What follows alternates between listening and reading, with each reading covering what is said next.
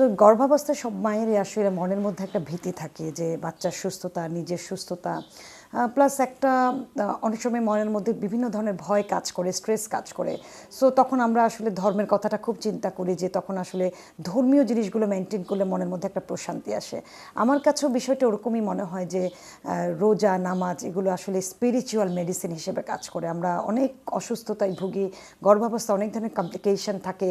অনেক সময় আছে ডক্টররা রোগগুলোকে দেখেন, মাকে কেয়ারফুল করেন, বা আমরা অনেক কথা বলে থাকি। আসলে সব কিছুর উপরে যিনি আছেন তিনি হলেন মহান সৃষ্টিকর্তা, চাইলে সব কিছুই পসিবল, এবং সেটাই হলো স্পিরিচুয়াল মেডিসিন, অর্থাৎ মনের অগাধ বিশ্বাস। তাই গর্ভবতী মাকে বলবো যে অবভিয়াসলি নিজের ফিজিক্যাল কন্ডিশন মাথায় রেখে রোজা রাখবেন, কারণ এটি মানে একেবারে ম্যান্ডেটারি করা হয়নি।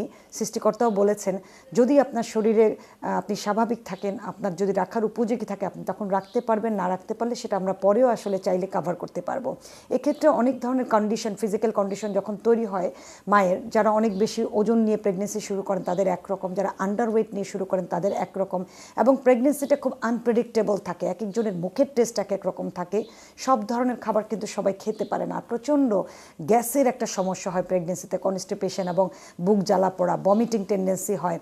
3টা ট্রাইমিস্টার, ফার্স্ট ট্রাইমিস্টার, সেকেন্ড এবং থার্ড, এক একটা ট্রাইমিস্টারের কমপ্লিকেশনগুলো আসলে এক এক রকম থাকে। গর্ভাবস্থায় যেহেতু পানির চাহিদা প্রচুর থাকে স্বাভাবিকের চেয়ে, অর্থাৎ একজন স্বাভাবিক মানুষ যদি 2.5 লিটার পানি পান করে থাকে তাহলে একজন গর্ভবতী মাকে আমরা ডাবল পানিটা নিতে বলি।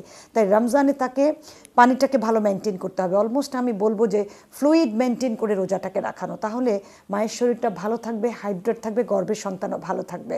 ফুড নির্বাচনের ক্ষেত্রে এমনভাবে প্রিমিয়াম ফুড নিতে হবে যেন তাই সে যতটুকু খাচ্ছে সেখান থেকে তার নিজের চাহিদা, গর্ভের সন্তানের চাহিদাটা ফিল আপ হয়ে যায়। গর্ভাবস্থায় আমরা দেখি যে যখন আমাদের ফার্স্ট ট্রাইমিস্টার থাকে তখনও খুব বেশি পরিমাণে খাবার আসলে খাওয়া যায় না, খেলে বমি হয়ে যাচ্ছে। এটা এক্ষেত্রে মা সেহরিতে উঠে পানি তো আগে মেনটেন করতে হবে। যখন পানিটা আসলে খেয়ে ফেলেন তখন আসলে অন্য খাবার খাওয়া যায় না।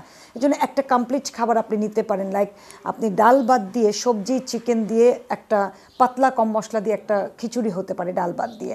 এই খিচুড়িটা নিলেন, একটু দই নিলেন, বা দই চিরা কলা খেতে পারেন আপনি সেহরিতে, সাথে 1 থেকে 2টা ডিম খেতে পারেন, এবং অবভিয়াসলি হাফ গ্লাসের মতো দুধ, তার সাথে আপনি চিয়া সিডটা বা তোকমাটা মিক্সড করে খেতে পারেন।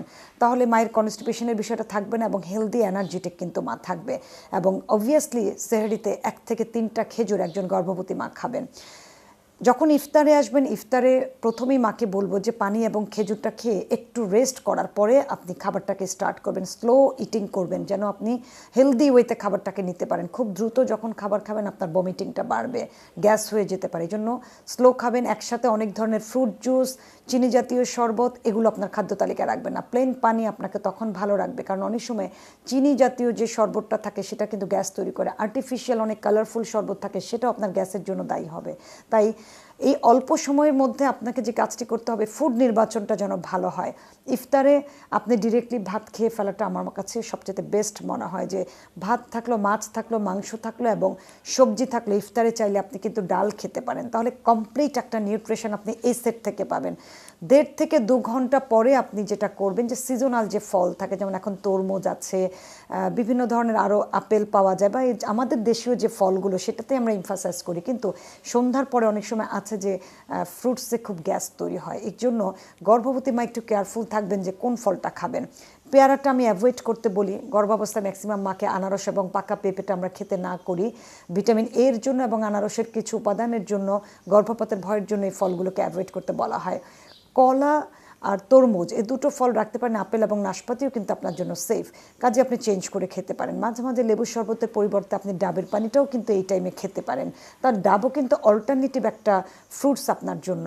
এবং যখন এটা একদমই খেতে পারছেন না দেখছেন, এই টাইমে আপনি বাদামটাকে নিতে পারেন আপনার খাদ্য তালিকায়, বা আলাদা করে শসা, টমেটো, অল্প একটু গাজর দিয়ে একটা সালাদ তৈরি করে খেতে পারেন ফাইবার রিচ করার জন্য। তারও 1 ঘন্টা পরে আপনি চেষ্টা করেন যে একটু টমেটো স্যুপ বা চিকেন স্যুপ বা chicken corn soup, Thai soup, এই ধরনের একটা স্যুপ আপনি ঘুমানোর আগেও আপনার রাখার চেষ্টা করবেন। বিশেষ করে চিকেন এবং ভেজিটেবল স্যুপ রাখলে অনেক কিছু কাভার করা যায়, নিউট্রিশন ফ্যাক্টটা তখন আমাদের ঠিক থাকে। ইফতার থেকে রাতে শোয়ার আগেও আপনি কিন্তু চাইলে একটা ডিম অথবা অন্য কোনো প্রোটিন আপনার খাদ্য তালিকায় যোগ করতে পারেন। সেক্ষেত্রে আমরা ম্যাক্সিমাম ক্ষেত্রে বলে থাকি মায়ের প্রোটিন রিচ এই জন্য প্রয়োজন, বাচ্চার গ্রোথ এবং মাকে হেলদি থাকার জন্য, সেল ডিভিশনের জন্য কিন্তু প্রয়োজন। সো ফার্স্ট ট্রাইমিস্টারে আমরা একটু ক্যালোরিটা কম দিই, সেকেন্ড ট্রাইমিস্টার কিন্তু ক্যালোরি বেশি থাকে। সো মাকে বলবো যে আপনি ক্যালোরির পরিমাণটা আস্তে আস্তে কিন্তু বাড়াতে হবে পুরো রমজানেই, অর্থাৎ যে খাবারটা খাবেন, ডিম একটা খেলে আস্তে থেকে 2 করেন, মাছ 1 টুকরার জায়গায় আপনি 2 টুকরা করেন, অর্থাৎ 90 গ্রামের মাছ 2 টুকরা হলে 180 গ্রাম থাকে। আপনি এইভাবে আপনার খাবারের তালিকাটাকে তৈরি করবেন।